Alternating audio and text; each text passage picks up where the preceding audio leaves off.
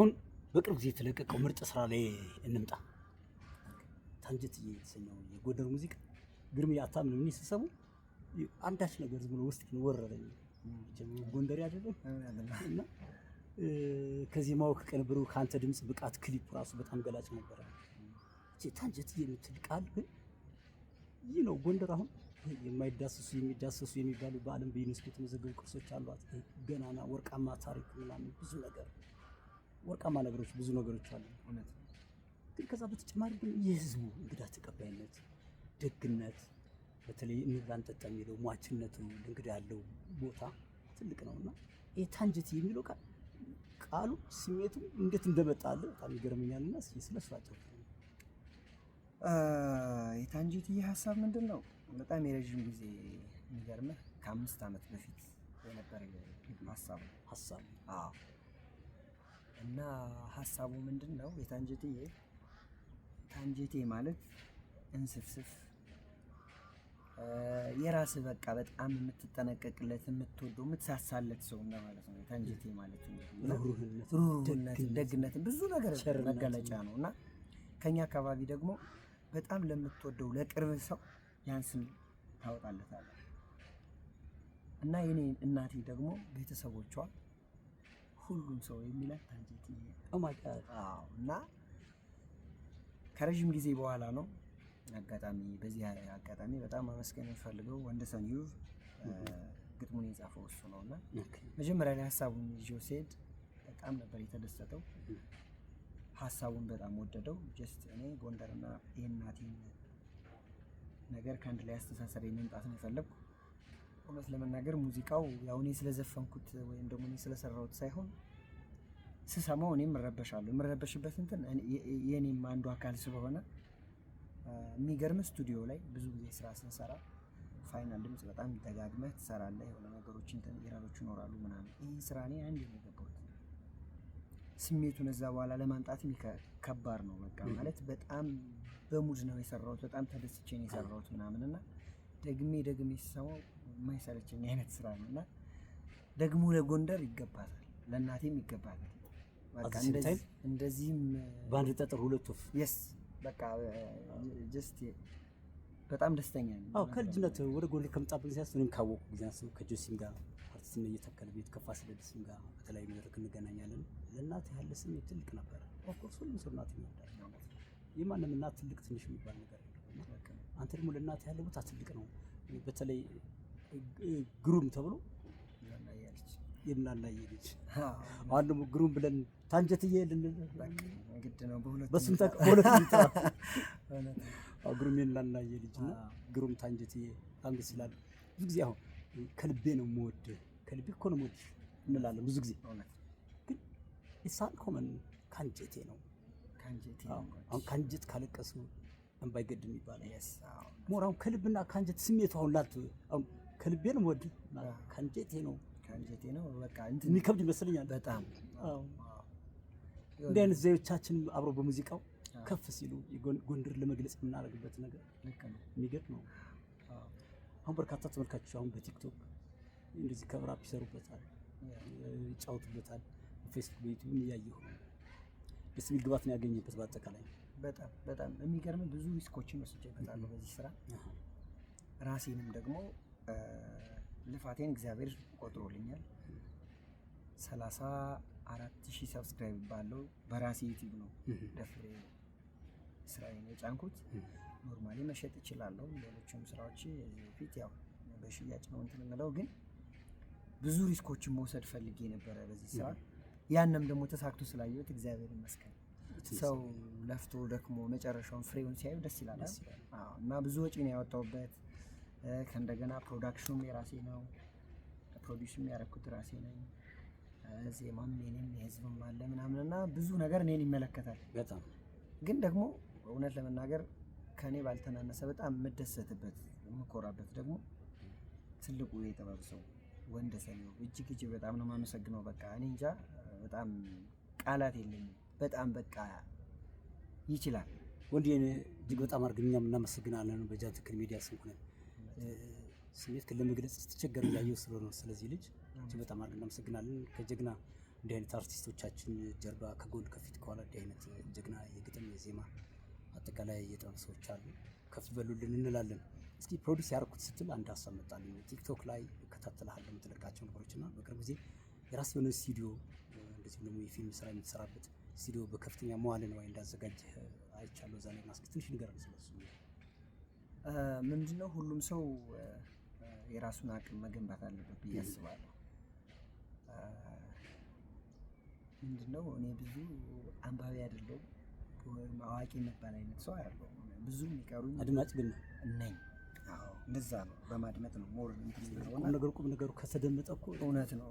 አንበበንም ያን እውቀት ነው ማለት ነው። አዎ ሁሉም ሰው ግን የፈለገ ነገር ቢሆን እኔ ብዙ ጊዜ ጥገኛ መሆን አልወድም።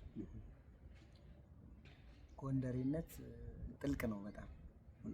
አዎ እና እንደው ብችል ብኖረው ደስ ይለኛል። በቃ ጎንደሬነትን ብትኖረው። ጎንደሬነት ማለት ይሄ መጥበብ ምናምን አይደለም፣ ኢትዮጵያዊነት ነው። በቃ ኢትዮጵያዊነት ነው እና ብዙ ጊዜ የራስ ላይ ያልቀረም ሀሳብ እውነት ነው። ጎንደር ላይ ያልቀረም ለኢትዮጵያ አንድነት መስዋዕት በደንብ የራስን አቅም በራስ መገንባት ለአንተ አይደለም ለሌላ ሰውም ትተርፋለህ። እና ያው የራሴን ስቱዲዮ እንዲሁም ፕሮዳክሽን ስጀምር ከዜሮ ተነስተን ነው አሁን ላለንበት የደረስነው። ለዛ ደግሞ እግዚአብሔር ክብሩን ይውሰድና ታስታውሳለህ፣ መጨረሻ ላይ ወደ አዲስ አበባ ሲሄድ እናንተ ነበር የሸኛችሁ እና በባዶ ሜዳ ነው የሄድኩት። አዲስ አበባ እጅግ በጣም ወርቅ ሀገር ነች። እኔ እግዚአብሔርን በቃ በጣም ለኔ ትልቅ ተመችሳለች። በጣም አንተም ጠንካራ ልጅ ነገር ጥንካሬ ባይኖር ያ ሰፊ የሆነ ከተማ እውነት ነው። በዝም ብሎ ስኬታማ መሆን እንደማይቻል ነው። አንዳንድ ጥረት ይጠይቃል። ቤተሰቦችም አሉ፣ ከሰራህ እድሎች አሉ። እውነት ነው። ቤተሰቦችን በጣም ይወደዋል፣ እንደሚያግዙ መረጃ አለኝ። እውነት ነው። ጀስት እውቀት ማለት ከጥረት ጋር ካልታከለ፣ ችሎታ ከጥረት ጋር ካልታከለ ከአንተ የተሻለ በጣም ብዙ ሰው አለ ቤት የተቀመጠ ጊዜ ደግሞ ኮምፒቲሽን። እና ያንን ነገር ራስህን ነጥሮ ለመውጣት ደግሞ ራስ ላይ ስራ መስራት የግድ ስለሆነ ሁሌም መልፋት መድከም ያለ ነውና እየደከምን ነው። በጣም ደስ ይላል። የጃን ተክል ሚዲያ ተከታታዮች በተለይ ለግሩም እድሜያቸው ለወጣቶች ብዙ ትምህርት እየቀሰማችሁበት ነው ተስፋ አድርጋለሁ። በዚህ ዘርፍ ላይ ላላችሁ ወጣቶች፣ በሌላ ሙያ ላላችሁ አሪያነቱ የሚሰፋ ወጣት ነው። ጨዋታ እያደረግን መረጃዎች እየተለዋወጥን ያለ ነው። እስኪ ስለ ሙሉ አልበም እንምጣ። እንዴት ነው ሙሉ አልበም የመስራት ሀሳብ አለ? በደንብ ያው ጀምረናል፣ እየሰራን ነው። እንደ ዋዛ ከሆነ ነጠላ ዜማዎች ከ5-6 ደረሱ። አይገርምህም? ምን ለቆጠራም ችግር ነው። አሁን ወደ 9 ደርሰዋል። አይገርምህም? ነጠላ ዜማዎቹ በቲክቶክ ይሄ ክብር እያደረክ የታዋቂ አርቲስቶችን ዜማ ከምትለቃቸው ውጪ ማለት ነው። 9 በክሊፕ ደረጃ በሲንግል ደረጃ 9 ስራዎችን ሰርተናል።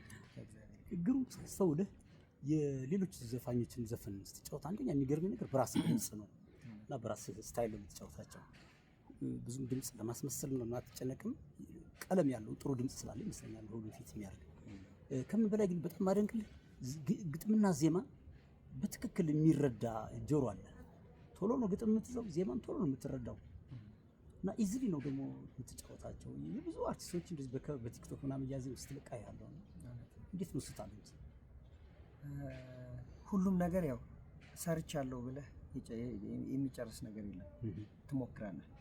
አብሶ የሌላን ሰው ስራ ስትሞክር በሙከራ ደረጃ ነው እንጂ ከከሌ እንደ ከሌ አድርጌ ተጫውቼ እንደዚህ ይሆናለሁ ምናምን ብለህ አይደለም የምትመጣው።